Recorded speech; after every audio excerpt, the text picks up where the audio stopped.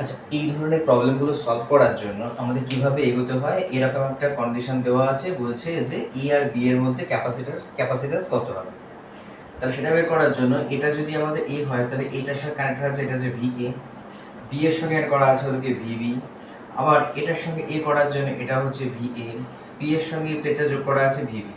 তাহলে এই প্লেট এবং এই প্লেটের মধ্যে একটা পোটেনশিয়াল ডিফারেন্স আছে, তাহলে এখানে একটা ক্যাপাসিট্যান্স তৈরি হবে সি। আবার এই দুটো প্লেটের মধ্যে একই এতে সেপারেশনগুলো যদি সেম হয়, প্লেট এরিয়াও যদি সেম হয়, তাহলে আবার এদের মধ্যে ক্যাপাসিট্যান্স তৈরি হবে সি। আবার এখানে দেখো ভি এ ভিবি, তাহলে তিনটের মধ্যে আমাদের আলটিমেটলি ক্যাপাসিট্যান্স তৈরি হলো সি।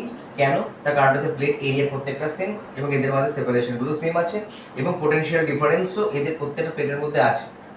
পোটেনশিয়াল ডিফারেন্স আছে মানে একটা ক্যাপাসিট্যান্স তৈরি হয়েছে। এর প্রত্যেকটার ভ্যালু সি ইকুয়াল টু কি? C equal to epsilon not into A divided by D.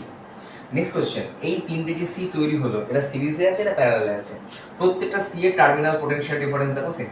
এর অ্যাক্রসে ভিএ মাইনাস বিবি, মাঝেরটা সি এর অ্যাক্রসে ভিএ মাইনাস বিবি, এইটার অ্যাক্রসে সি ভিএ মাইনাস বিবি।